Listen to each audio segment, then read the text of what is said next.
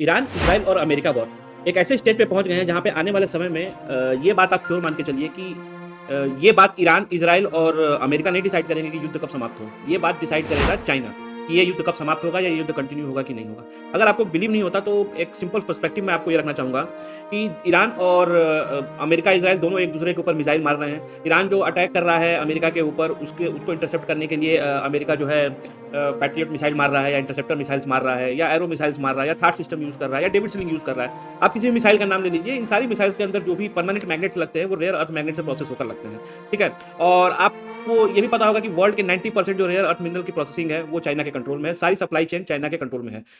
At least 90% तो है ही, ठीक है?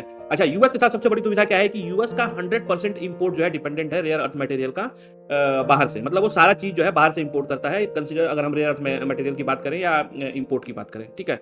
दूसरा, यूएस की सबसे बड़ी प्रॉब्लम ये है कि उसके पास आज की डेट में उसका कोई सब्स्टिट्यूट नहीं है। उसके पास इसका कोई स्टॉक पाइल भी नहीं है क्योंकि वो इसको इंपोर्ट करता है। और जिस तरह से युद्ध चल रहा है, उस तरह से आप मतलब जिस तरह से मिसाइल मारे जा रहे हैं ईरान के ऊपर या जिस तरह से मिसाइल्स के यूज़ हो रहे हैं, आप ये देखेंगे कि उस तरह का स्केल अचीव करना भी आने वाले 10 साल के अंदर तो पॉसिबल नहीं है, वो दिखता नहीं है यूएस के केस में। अच्छा, वहीं पे अगर आप ईरान को देखें तो ईरान जो है फ़तह 2 हाइपरसोनिक मिसाइल्स मार रहा है इज़राइल के ऊपर या अपने जो पड़ोसी कंट्रीज़ हैं उनके ऊपर। वैसे ही खैबर शेख खान है, इमाद है, चाहे सही ड्रोन ही है। आप इन सब चीज़ों के अंदर देखेंगे तो चाइना और रसिया की जो सैटेलाइट है उसके थ्रू डेटा फीड होता है और जो सेंसर हैं, सेमीकंडक्टर हैं, रेयर अर्थ मैग्नेट हैं, वो चाइना प्रोवाइड करता है।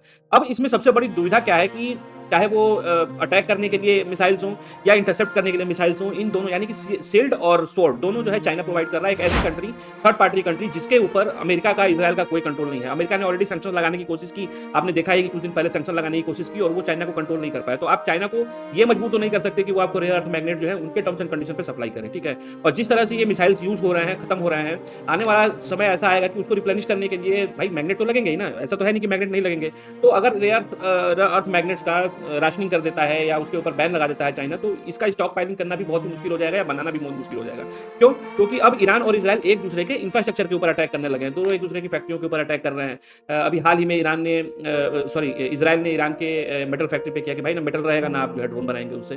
तो भले कोई ये कहे या ना कहे कि हाँ, चाइना ने मीडिएट किया या चाइना का इसमें एक्टिव रोल था युद्ध को रुकवाने में। बट आने वाले टाइम में आपको ये देखना पड़ेगा कि इसका डिसीजन ईरान और इज़राइल और अमेरिका के हाथ में नहीं है, इसका डिसीजन चाइना के हाथ में है कि ये युद्ध कंटिन्यू हो कि नहीं हो। अब मेरा आपसे एक सवाल ये बनता है कि आपको क्या लगता है कि चाइना का इसमें क्या रोल है? क्योंकि आप देखेंगे बेगानी शादी में अब्दुल्ला दीवाना का काम जो पाकिस्तान ने किया है, उसको किसी ने बुलाया नहीं, फिर स्टिल वो मीडिएशन कर रहा है और आप देखेंगे कि चाइना का एक मेजर रोल है, मेजर बैकिंग है पाकिस्तान को उसकी कि आप जो है ये मीडिएशन कराइए और युद्ध रोकिए। तो आपको क्या लगता है कि चाइना रियली चाहता है ये युद्ध रुक जाए? अगर युद्ध रुक जाए तो चाइना को इसमें क्या बेनिफिट है?